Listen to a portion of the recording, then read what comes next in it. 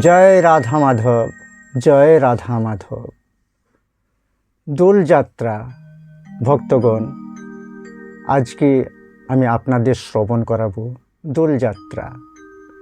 ভগবান শ্রীকৃষ্ণ বৃন্দাবনে দোলযাত্রা যে করেছিলেন, হিন্দু সনাতন ধর্মের পূর্ণতিথি আজও প্রচলিত।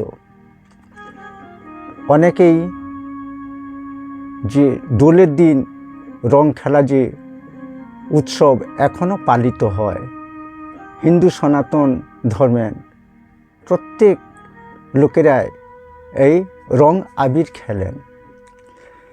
এই যশোদা দুলাল, নন্দ দুলাল এই রং খেলা করেছিলেন। যশোদা দুলাল ব্রজের গোপাল, বৃন্দাবন মনোহারি। যশোদা দুলাল ব্রজের গোপাল, বৃন্দাবন মনোহারি। গোপী যেন মন রাধিকার মন, গোপী যেন মন রাধিকার মন। তহারি বংশীধারী, বৃন্দাবন মনোহারি। যশোদা দুলাল ব্রজের গোপাল, বৃন্দাবন মনোহারি। যশোদা দুলাল ব্রজের গোপাল, বৃন্দাবন মনোহারি। একদিন ভগবান শ্রীকৃষ্ণ মা যশোদাকে বলছে, মা গো, রাধারানীর রূপ এত সুন্দর দেখতে রাধারানী, কিন্তু আমি যে খুব কালো জানো মা, আমার কেমন মনে হয়। যশোদা মাকে ভগবান শ্রীকৃষ্ণ যখন বলল এই কথা, বলছে, ওরে গোপাল, আমি একদিন সবার বদনের রং এক করে দিব গোপাল, তুই চিন্তা করিস না। কৃষ্ণ যখন 7 বছর বয়স, শান্তিপুনির আশ্রমে ভগবান শ্রীকৃষ্ণের উপনয়ন হয়ে গেছিল। আর এই রং খেলা যে বৃন্দাবনে অনুষ্ঠানটা হয়েছিল, যা ভগবান শ্রীকৃষ্ণ করেছিলেন, প্রায় 8 বছর বয়স। মা যশোমতী কি করেছে মা, এই দোল পূর্ণিমা আসতেই সে রং এনে বাড়িতে রেখেছে। গোপালকে স্নান করিয়েছে, সেবা দিয়েছে। ঠিক দুপুরের পর মা সেই আবিরের ঠোঙাটা আবির এনে গোপালের বদনে কিন্তু মা দিয়েছিল। সেই বদনে আবিরটা দিয়ে গোপালকে বলেছিল, ওরে গোপাল, তুই নিয়ে যা, রাধারানীর বদনে তুই দিয়ে দিবি, দেখবি তোর বদনও যেই রকম আর রাধারানীর বদনও সেই রকম, একই রং দেখাবে। না, ঠিক আছে মা, আমি যাব। ভগবান শ্রীকৃষ্ণ যোগমায়াকে আশ্রয় করে বেরিয়ে পড়লেন। বলছে, যোগমায়া, অষ্টসখী আর রাধারানীকে আমার এনে দাও, সেই নিধুমনে আমি রং আবির খেলব। গোবিন্দ এই বলে বেরিয়ে পড়ল। গোবিন্দ আসছে, এদিকে পশ্চিম আকাশে সূর্য ঢলে পড়েছে। সেই সময় গোবিন্দ আসছে।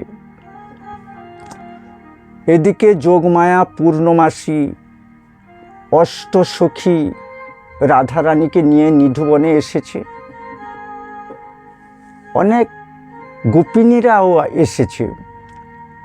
আর বৃন্দাবনের কেদার রাজার যে কন্যা বৃন্দাদূতিও এসেছে সেখানে সখীদের সঙ্গে।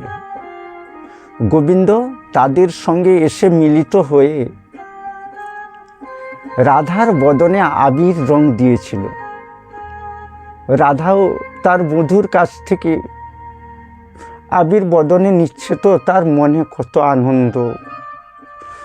এই দোলের দিন দোল কেন বলা হয়? সে যে আনন্দ, আনন্দ তো আছে মনের মধ্যে প্রত্যেকের। সেই দোলের দিন দোল বলা হয়, কোনো ঝুলন বা দোলা নয়, অধিক আনন্দকে বলা হয় দোল। আর সেই রাধা কৃষ্ণের রং খেলা দেখে গাছে গাছে পাখিরা সত্যিও দোল খাচ্ছে, ময়ূর আনন্দ পাচ্ছে, নাচছে, আর গাভীবৎস তারাও খুব আনন্দ করছে। এই জন্য অধিক আনন্দকে দোল বলা হয়। রং এইভাবে খেলছে তারা, একে অপরে রং দিচ্ছে। নিধুবন, তমালবন, তালবন, কুঞ্জবন, এদিক ওদিক ছুটাছুটিও করছে। সূর্য যখন পশ্চিম আকাশে অস্ত চলে গেল, পূব আকাশে পূর্ণ শশী উদিত হয়েছে। সেই যে চন্দ্রের যে কিরণ চারিদিকে আস্তে আস্তে ছড়িয়ে পড়ছে। আর সেই সময় চন্দ্রাবলী কিন্তু রং খেলতে সে আসেনি মা। তার একটি কুঞ্জ ছিল, সেই কুঞ্জর ভেতরে বসে বসে কাঁদছে আর গোবিন্দকে ডাকছে, গোবিন্দ তুমি কি আমার ডাক শুনতে পাচ্ছ না গোবিন্দ? তোমায় না দেখলে আমি যে থাকতে পারি না প্রভু। একটিবার আমার কুঞ্জে এসে আমায় দেখা দাও না প্রভু। সবাই বলে তুমি তো ভগবান, যুগে যুগে অবতার হও, একবার এসো না ভগবান। কৃষ্ণ ভগবান সুন্দর ঘনশ্যাম, যুগে যুগে অবতার, যুগে যুগে অবতার। কৃষ্ণ ভগবান সুন্দর ঘনশ্যাম, যুগে যুগে অবতার, যুগে যুগে অবতার। কালিয়া দমন সখারে বাঁচালে, রাবণ নাশিয়ে সীতা উদ্ধারিলে। প্রভু তুমি দয়াময়, আমার কোনো নাই ভয়, তুমি সেই গোলক বিহারী। যুগে যুগে অবতার, যুগে যুগে অবতার। কৃষ্ণ ভগবান সুন্দর ঘনশ্যাম, যুগে যুগে অবতার, যুগে যুগে অবতার। এইভাবে চন্দ্রাবলী তার কুঞ্জে কাঁদছে, বুক ভাসিয়ে নয়ন জলে ভগবানকে ডাকছে, প্রভু তুমি যুগে যুগে অবতার হয়েছ প্রভু। তুমি তো ভগবান, ভক্তের কথা কি তুমি শুনতে পাচ্ছ না ভগবান? একবার আমার কুঞ্জে এসে দেখা দাও না প্রভু। তখন ভগবান জানতে পেরেছে যে চন্দ্রা তাকে এক মনে ডাকছে। ভগবান অন্তর্ধান হয়ে গেছিলেন, চন্দ্রার কুঞ্জে গিয়ে দেখা দিয়েছিলেন চন্দ্রাবলীকে। চন্দ্রাবলী যখন দেখলো ঠাকুর এসেছে, ঠাকুরকে সুন্দর করে আসন পেতে বসালো। আর ভগবান শ্রীকৃষ্ণ বলছেন যে চন্দ্রা তুমি কুঞ্জের দরজাটা বন্ধ করে দাও। এদিকে চারিদিকে হা কৃষ্ণ শুধু কথা শোনা যাচ্ছে, কৃষ্ণকে আর খুঁজে পাওয়া যাচ্ছে না। সখীরা পাচ্ছে না কৃষ্ণকে। আর রাধারানী কাঁদছে, বলছে প্রাণবধূ তুমি কোথায় গেলে? এখানেই তো ছিলে, তুমি কোথায় গেলে বধূ? রাধারানী কাঁদছে, খুঁজে পাচ্ছে না। রাধারানী যে খুঁজছে, কৃষ্ণ সেখানে থাকলে তো পাবে। সে তো চন্দ্রার কুঞ্জে চলে গেছে, চন্দ্রা যে এক মনে ডেকেছে। বৃন্দাদূতী সেখানে দাঁড়িয়ে শুনছিল, সব সখীরা এদিক ওদিক খুঁজছে।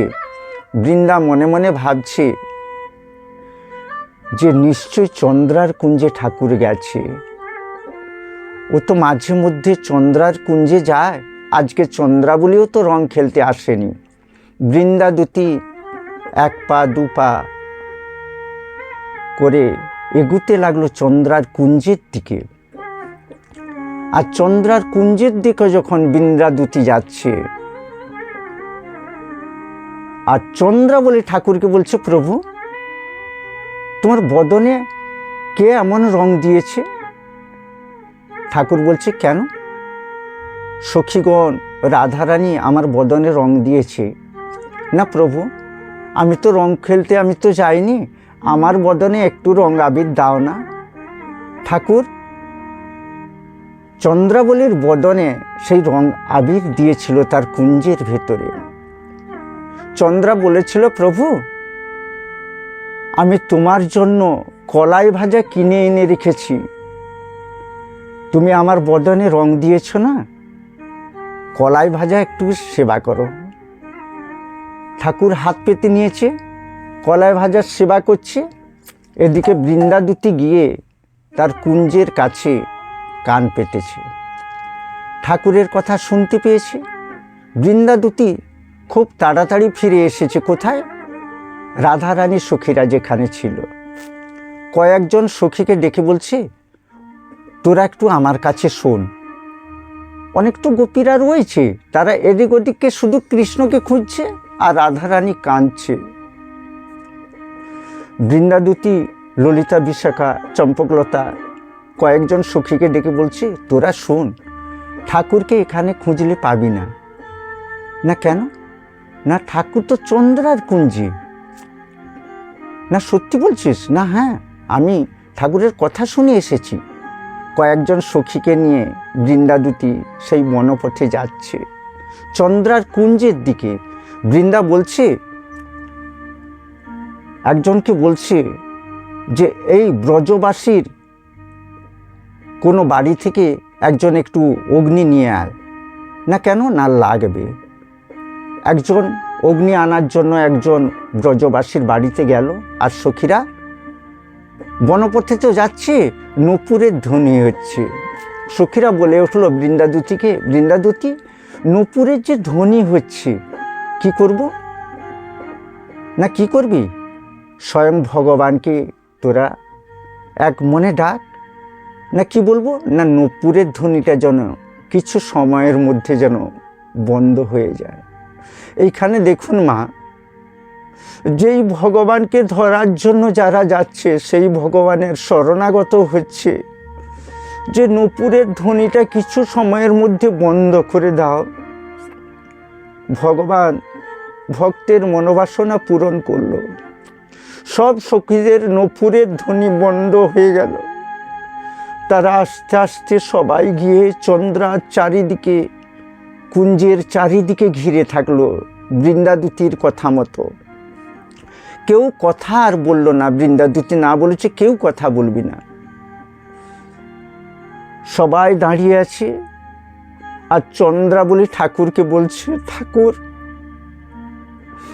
তোমায় তো এইটুকু সেবা দিলাম ঠাকুর, আমি তোমার জন্য বৃন্দাবনের বাজার থেকে গুড় আর এই কলাই ভাজা, অনেকে আমরা বলি চড়া ভাজা, অনেকে বলি খেসারি ভাজা, এই যে চড়া, গুড় আর সেই চড়ার একসঙ্গে গুলিয়ে সুন্দর করে একটি লাড়ু বানাচ্ছে। বলছে ঠাকুর এই নাড়ুটা তোমায় আমি দেব, প্রভু কৃপা করে এই নাড়ুটা সেবা করব প্রভু। ঠাকুর বলছে ঠিক আছে। আর সেই সময় বৃন্দাদূতি বলে উঠল, চন্দ্রা, চন্দ্রা। চন্দ্রা বলছে, কে গো? বৃন্দাদূতি। বৃন্দাদূতি বলছে, হ্যাঁ গো। না চন্দ্রা, তুই আজকে রং খেলতে গেলি না কেন? না আমি যেতে পারিনি বৃন্দাদূতি। না যেতে পারো নি, ঠিক আছে। আচ্ছা, তোর ঘরের মধ্যে কে একজন কথা বলছে না? চন্দ্রা বলছে তখন, ঠাকুরকে বলছে, স্বয়ং ঠাকুর তো ভগবান বসে রয়েছেন। ঠাকুর, এখন কি বলবো? তুমি পুরুষ, আমি প্রকৃতি, কলঙ্কিত হবে না? কি বলবো ঠাকুর? জীবন যৌবন সব কিছুই তো তোমার চরণে নিবেদিত ঠাকুর, তুমি মান রাখো। গোবিন্দ বলছে, তুমি না বলে দাও যে আমার কুঞ্জের ভিতরে কেউ নাই। চন্দ্রা বলে উঠল, বৃন্দাদূতি, আমার কুঞ্জে তো কেউ নাই, আমি একা একাই তো কথা বলছি।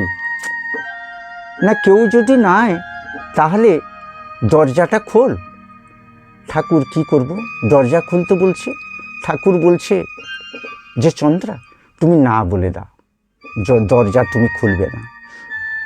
চন্দ্রা বলে তখন বৃন্দাদূতিকে বলছে, না গো, আমি দরজা খুলব না।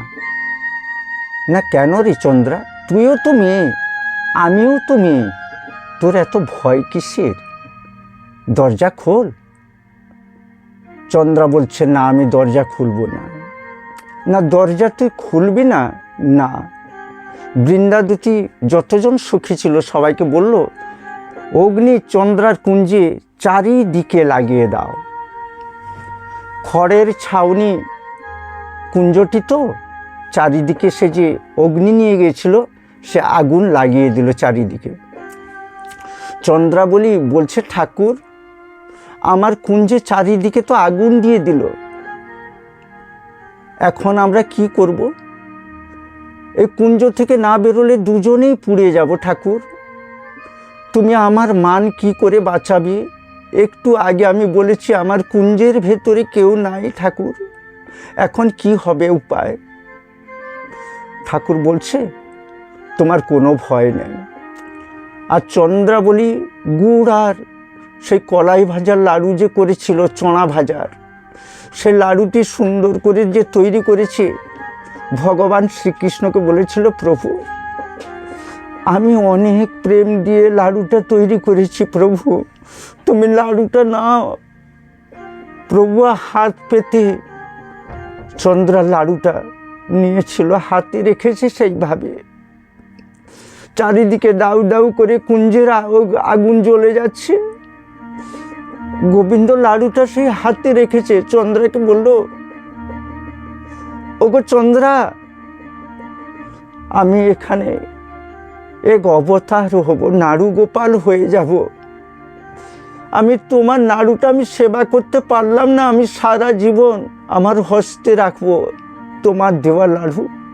আমি এখানেই লাড়ু গোপাল অবতার হচ্ছি, খুব ছোট্ট হয়ে তোমার খোঁপার ভেতরে নিয়ে তুমি বাইরে বেরিয়ে যাও, আমায় আর কেউ দেখতে পাবে না, তোমার আর কোনো কলঙ্কের ভয় থাকবে না। সেখানে প্রাণ গোবিন্দ আমার ছোট্ট নাড়ু গোপাল হয়েছিল। সেই বিগ্রহকে চন্দ্রা কি করলো, খোঁপার মধ্যে নিয়ে দরজা খুলে বাইরে বেরিয়ে গেল। দাউ দাউ করে কুঞ্জটা পুড়ে গেল। কিন্তু সব সখী দেখতে পেল চন্দ্রাবলী একাই কুঞ্জ থেকে বেরিয়েছে, আর কেউ নাই। বৃন্দাদূতি বলেছিল, চন্দ্রা তুই কষ্ট পেলি চন্দ্রা, আমরা ভুল করে তোর কুঞ্জটা পুড়িয়ে দিলাম। আজ থেকে খ্যাতি থাকলো যে এই দোলের দিন যে ঘরটা পোড়ানো হবে, যে চন্দ্রার কুঞ্জ, কিন্তু নাম থাকবে ওর যে দোল পূর্ণিমার আগের দিন হোলিকা দাহন হয়েছিল, যেদিনকে বলা হয় চাঁচর। আর দোলের দিন তোর যে কুঞ্জটা পোড়ানো হবে, সে হোলিকাকে কেন্দ্র করে হোলি ঘরেই বলা হবে। চন্দ্রাকে নিয়ে বৃন্দাদতী সখীগণ ফিরে এলো কোথায়? সেই নিধু বনে।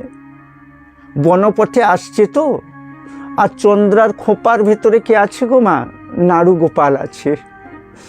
চন্দ্রা এসেছিল এক পলাশ গাছের তলা দিয়ে।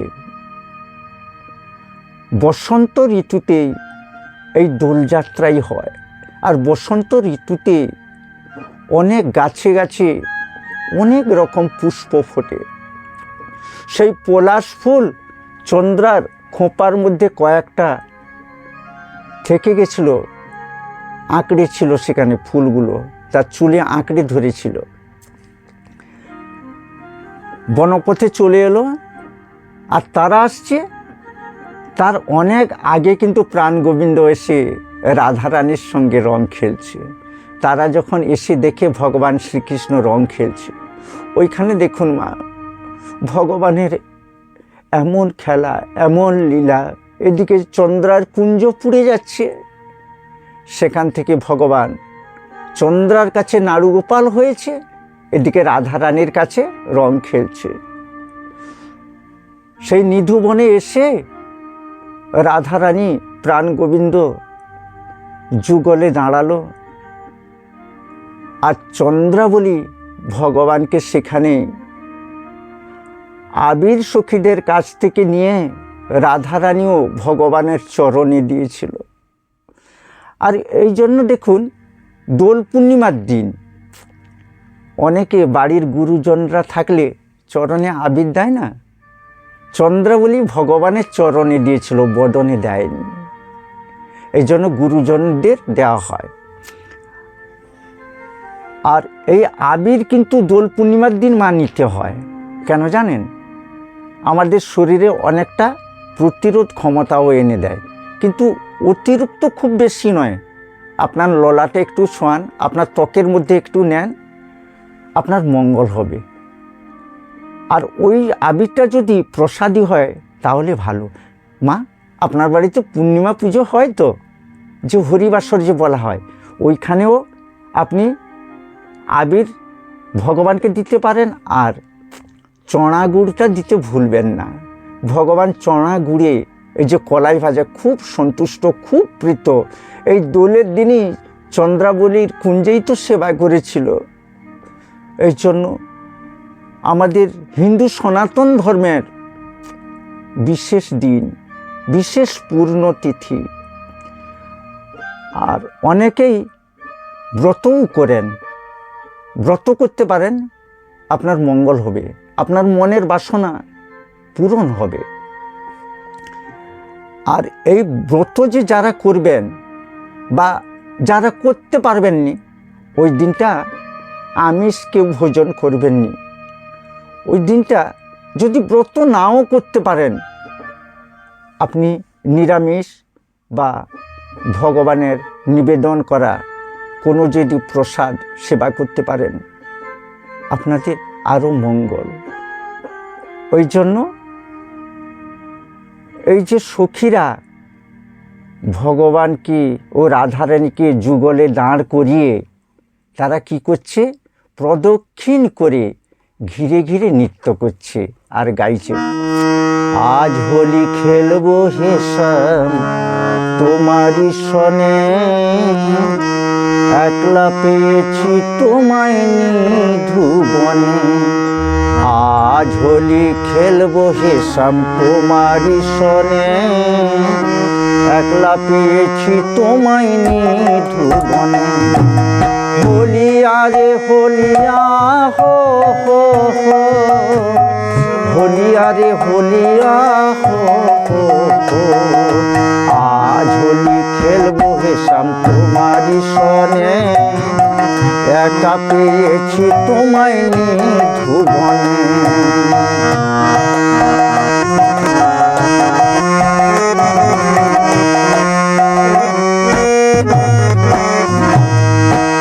একলা পেয়েছি তোমায় পলাইয়া যাবে কোথায়, একলা পেয়েছি তোমায় পালাইয়া যাবে কোথায়, বেঁধে রাখবো তোমার রাঙা চরণে। আজ হোলি খেলবো হিসাব তোমারই সনে, একলা পেয়েছি তোমায় নিধুবনে। নিধুবনে পেয়ে হরি পিঠে মারবো পিচকারি, নিধুবনে পেয়ে হরি পিঠে মারবো পিচকারি। আবির রাঙায়ে দেব রাঙা চরণে, আবির রাঙায়ে দেব রাঙা চরণে। আজ হোলি খেলবো হিসাব তোমারই সনে, একলা পেয়েছি তোমায় নিধুবনে। হোলিয়া রে হোলিয়া হো হো হো, হোলিয়া রে হোলিয়া হো হো হো। আজ হোলি খেলবো হিসাব তোমারই সনে, একা পেয়েছি তোমায় নিধুবনে। আজ হোলি খেলবো হিসাব তোমারই সনে, একলা পেয়েছি তোমায় নিধুবনে।